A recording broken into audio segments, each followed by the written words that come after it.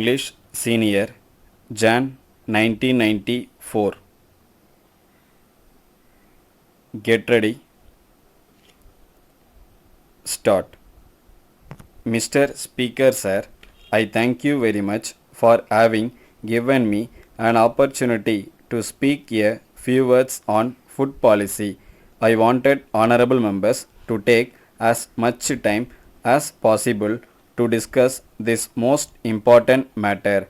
My colleague, the finance minister, gave a very good account of the situation yesterday and made clear the basic policy of the government.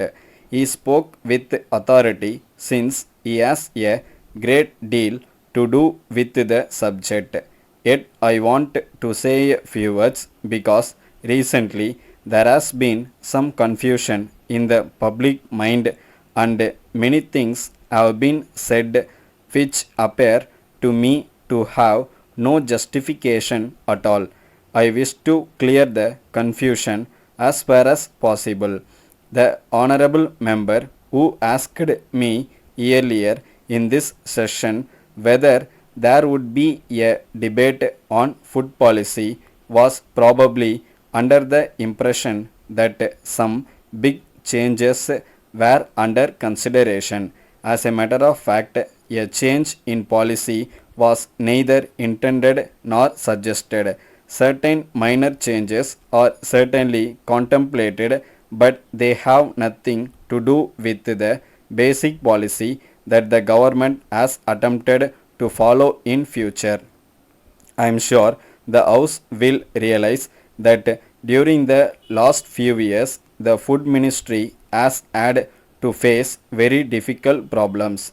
The government and the cabinet have, of course, shared to some extent in carrying the burdens of the food ministry. I am not denying that we have made mistakes, but we have also endeavored to profit by them. It must be considered that the food situation in the country, which was difficult for a long time, has now considerably eased. Although other factors have contributed to the improvement, I think we are justified in saying that the present favorable situation is to some extent the result of government policy also. In this connection, I would like to pay my tributes to my colleague, the food minister, who has approached the very difficult and complicated subject of food with an energy and an awareness which I think have produced certain positive results all over the country. In a debate of this kind, it is natural that honorable ministers should be more concerned with the situation in their particular state or area, and it is right that they should do so. Nevertheless, the most important thing is that we keep in view India and our food problem as a whole, and at the same time remember our basic policy.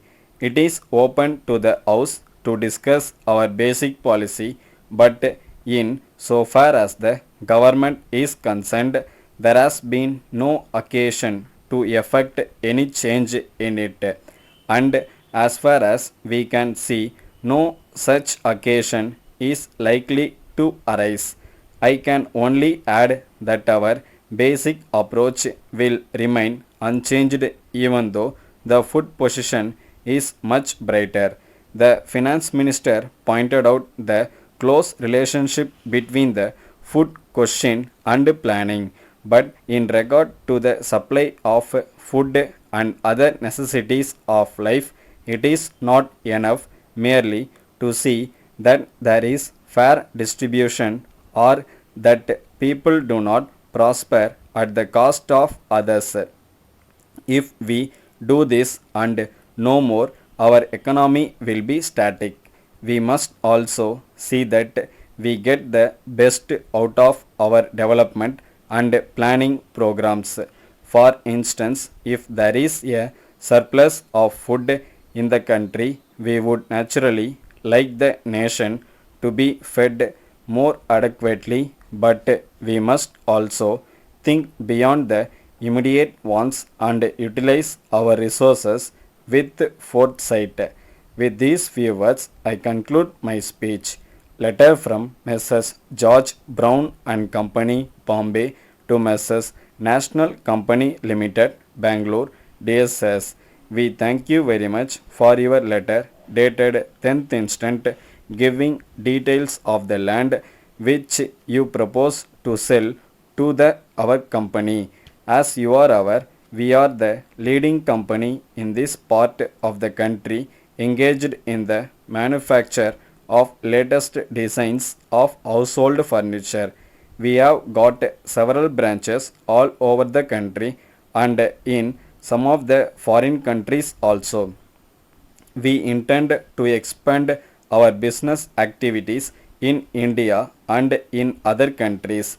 With this in view, we are on the look out for a suitable land in the important business area of your city for locating our showroom. We see from your letter that the land you propose to sell is situated in Mahatma Gandhi Road and is acceptable to us. Our engineer will be visiting Bangalore in the course of the next few days for the purpose of valuation of the property. As you are aware, any proposal for the purchase of property by our company has to be placed before our board of directors for its approval. The next meeting of the board is fixed for 21st of next month, by which time we hope to be able to take a decision in the matter. The decision taken by our board will be duly communicated to you immediately thereafter. Yours faithfully. Stop.